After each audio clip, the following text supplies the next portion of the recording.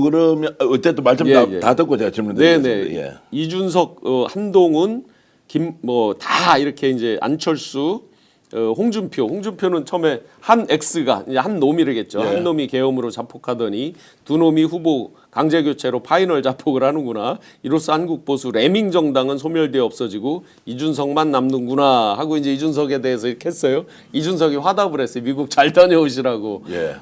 이거에 가장 웃고 있는 건 지금 이준석 후보죠. 김문수 직접 희대 후보 교체 사기고 국민은 망연자실 국제적 망신 전당원 투표 반대로 막아주십시오. 그런데 재밌게도 보수 유튜버들 있잖아요. 뭐 고성국 포함해서 서정욱 변호사 빼놓고 거의 다 지금 김문수 이게 잘못됐다라고 지적을 하고 있습니다. 자, 서 변호사는 이런 논리를 펴더라고요. 자, 원래 그 역선택 방지를 위해서 이제 쉽게 얘기하면 국힘 지지자들 중심으로 하는 것이 맞고 그 약속돼 있던 거 아니냐. 그런데 갑자기 이것을 오히려 역선택을 하도록 이재명 지지자들이 들어와서 김문수를 찍도록 했다면 본인은 김문수를 지금까지 굉장히 존경도 하고 실제로 정치인으로서 인정을 했던 사람인데 이거 김문수가 지금 룰을 깨버린 것이다 라고 이제 얘기는 하더라고요. 서 변호사가 법리적 굉장히 논리에 밝은 변호사인데 예. 이건 정무적으로 보면 틀린 거죠. 그렇습니까? 왜 그러냐면 예. 한덕수가 뭐라 그랬습니까? 모든 것을 일임한다라고 했죠. 예. 당에다 일임한다. 그러니까 김문수가 뭐라 그랬어요? 내가 당이다라고 했죠. 예. 그리고 내가 비상대권 일종의 당무선권을 가지고 있다. 자, 모든 것을 일임했다면 정해진 대로 정해지는 대로 따른다가 기본인데 협상에 나와서 조건을 계속 달아놓고 나중에 뭐라 그랬습니까? 그건 전제다라고 했어요. 조건이 네. 아니고. 그러니까 협상을 할 수 있는 게 아니라 일종의 확정적인 전제다라고 이제 우기는 거죠. 그러면 여기에 지금 한동훈 뭐 안철수 다 이해가 됩니다. 그들을 어떻게 하다 보니까 마치 옹호하듯이 말씀을 드리게 되는데 이해가 되는 게 앞에서 예선전을 한 사람들은 전부 뭐냐 이거 당연히 이해가 됩니다. 그리고 빵명이 돼버렸습니다. 자, 어제 새벽에 3시 4시에 했잖아요. 공고를 갑자기 내면서 비대위에서 그걸 할 자격이 엄밀히 보면 없는 거죠. 엄밀히 보면 정부적으로 보면 없는 거고 당의 당원당규상에 보면 비상대권을 행사하게 되면 없는 거죠. 그런데 이제 막가파식으로 했습니다. 자, 그러면 다시 후보 등록을 하게 되면 어떻게 돼요? 이게 완전히 취소하고 이번 판은 나가립니다 했어요. 예. 그러면 다시 동일한 조건이 주어져야 되는 거죠. 엄밀히 보면. 그렇죠. 완전히 다 무효가 된 거잖아요. 예. 취소가 아니라 원천 무효가 된 거죠. 엄밀히 예. 보면 판 자체가 둘러 엎어졌어요. 그러면 후보 등록 자격은 누구도 있어요? 모든 사람이 다 있는 거죠. 다시 다 그렇죠. 있는 거죠. 예. 근데 새벽 3, 4시 하니까 누구도 그걸 그때 뭐 대부분 잤지 뭐 누가 보는 사람 없죠. 자, 오늘 이제 가처분을 지금 하고 있잖아요. 이게 상당히 의미 없는 가처분이 될 수는 있어요.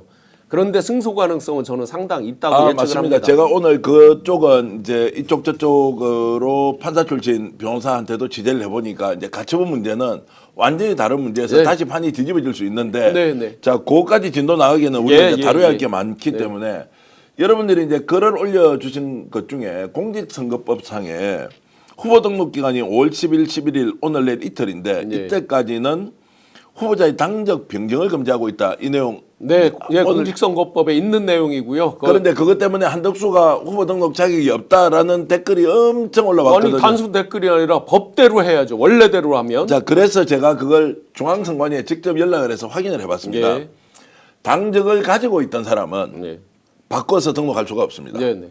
그 탈당을 통해서 새로운 당에 입당해서 후보 등록을 할 수 없는데 예. 원래 당적을 가지고 있지 않은 사람은 예. 후보 등록 기간 오늘과 내일 이틀 동안 당적을 가지면서 등록은 할 수 있다. 그것도 중앙선관위도 그렇다고 그러면 예. 자기들의 물론 유권 해석을 하는 거지만 예. 일반 법리로 보면요. 예. 무소속도 하나의 정당처럼 취급을 합니다. 평소에 할 때 보면 예. 하나의 개별 정당 개체처럼 취급을 합니다. 중앙선관위에서 항상 그래왔습니다. 자, 그래서 이제 이 부분도 두 가지 의견이 존재한다는 거를 이제 제가 말씀을 드려요. 예. 중앙선관위에 제가 이제 고위직 그 법규 해석 과장 출신의 고위직 그 공직자한테 직접 물어보니까 네네. 야, 이러면 후보 등록 자격이 없는 거 아니냐라고 하니까 일단 무소속에서 당적을 가지는 것은 이 법에 적용이 안 된다. 그런데 지금 이제 댓글로 많은 분들이 공유하고 있는 것은 무소속도 당적이다. 그래서 정당의 입당이나 정당 후보자의 탈당 다른 정당 후보로의 등록을 금지하고 있다라고 하니까 그 조항의 핵심 입법은 항상 입법 취지가 있거든요. 예.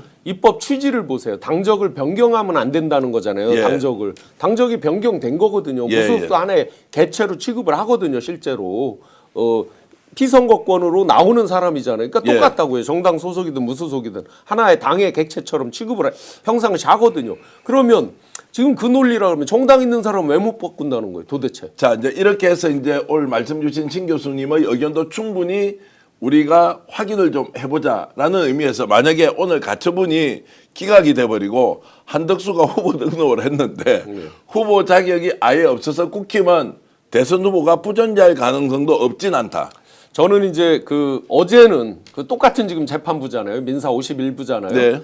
어제는 이 얘기를 했습니다. 어제는 이제 전대 금지하고 후보지 지위 확인에 대한 가처분을 했죠. 아주 논리가 심플하죠, 사실은. 전대 금지는 그건 정당의 자율권. 이 부분 때문에 어느 정도 이제 탄력적으로 본다. 그러니까 사법 소극주의를 택한 거죠. 네. 근데 후보지 확인에 있어서는 이거였죠. 명시적으로 당신의 후보지를 박탈하거나 부정하지를 않는다 이랬죠. 예. 여기서 재미난 게 하나 틈새가 생겼어요. 예. 하승수 변호사가 지적을 해놨는데요. 자, 어젯밤을 기화로 해서 완전히 박탈을 했잖아요. 네. 후보지위를 부정을 해버렸잖아요. 예, 예. 그러면 지금 그 가처분이 어제와 오늘이 틀리죠. 예, 예. 어제는 완전히 부정을 안 했으니까 가처분이 그래서 일종의 기각 패소를 했잖아요. 그런데 보세요. 어젯밤을 기화로 완전히 박탈을 했죠. 그래서 하승수 변호사가 민사소송법 462조를 얘기를 하면서 뭔 얘기를 하냐면요. 경정청구라는 게 있습니다. 팩트가 바뀌면 수정해서 경정청구 일종의 항소를 할 수 있는 거를 항소를 해라라고 코치를 해줬어요. SNS에 올렸습니다.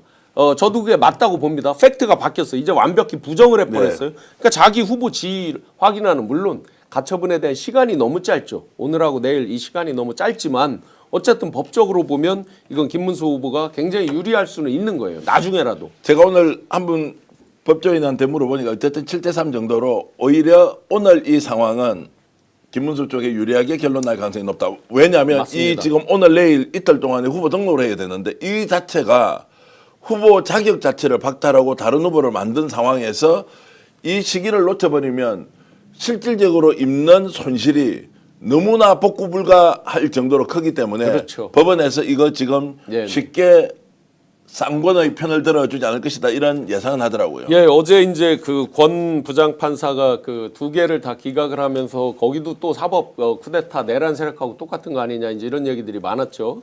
그런데 대부분 가처분 사건 판사들이 최고 에이스들입니다.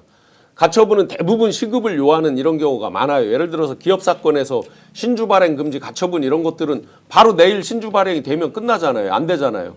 신주 발행 이사 의결을 하면 끝나고 막 이렇게 되기 때문에 주로 그런 것들에 시급을 요하는 건이라서 굉장히 에이스들 거의 뭐 등수에 있어서 탑10 안에 있는 사람들이 주로 가처분 재판부로 가는 거가 관례라고 합니다. 통상. 그렇게 보면 이분도 꽤나 이제 여러 가지 법리를 갖고 따지는데 어젯밤에 있었던 일은 저는 두 가지 때문에 가처분에서 그래도 승소 가능성이 김문수 후보한테 있다라고 봅니다. 하나는 과잉금지예요. 과잉금지. 이 갑자기 과하게 자기들이 어떤 당원 당규에 있는 걸 과하게 해석을 해서 일방적으로 누구에게는 불리하고 누구에게는 유리하게 했다. 요게 하나고요. 하나는 그게 이제 평등에 대한 침해. 비슷한 맥락이지만 뭐냐면 기회의 균등인데요. 그러면 좋아요. 캔슬을 했어요. 자기네가 어거지로. 그러면 다시 받을 때는 기회를 공평하게 줘야 되잖아요. 시간도 공평하게 줘야 되고 공고도 공평하게 남들이 알 수 있는 정도로 해야 되는데 새벽 2, 3시에 공지 내고 3, 4시에 그냥 끝. 딱 1시간 해서 끝. 그 누구도 신청을 할 수 없게 만드는 요 두 가지 때문에 유리할 수는 있다. 다만 그게 승소 효력은 또 별개다. 한덕수 씨를 후보로 만들려는 부분과 자기를 취소한 거, 김문수 씨를 취소한 거, 요건 또 별개라서 그 뒤에 전개될 법률적인 것도 별개입니다. 한치 앞을 내다볼 수 없는 상황이다. 법은 지금 예를 들어서 쌍권이 안심하고 지켜보고 있으면 결국 자신들이 결정을 받아줄 수 있다. 내용이 워낙 조악하고 그리고 절차 자체가 아주 비정상적이어서 받아들이지 않을 가능성이 매우 높다. 그런데 사법 쿠데타 세력이기 때문에 결국에는 지금 쌍권의 편을 들어줄 것이다 라고 하는 일부 예측이 나오지만 이거 쉽지 않을 것이다. 법리적으로 보면 워낙 무리수에 무리수를 둔 상태이기 때문에 이거 지금 되돌릴 수 없을 가능성이 매우 높다. 이렇게 보는 분이 많이 있습니다. 스픽스는 말하는 언론입니다. 대세는 유튜브, 그중에서 스픽스. 좋아요, 댓글, 구독, 알림 설정. 여러분이 저희를 사랑해 주시고 우리가 여러분을 사랑하는 4가지 방법입니다.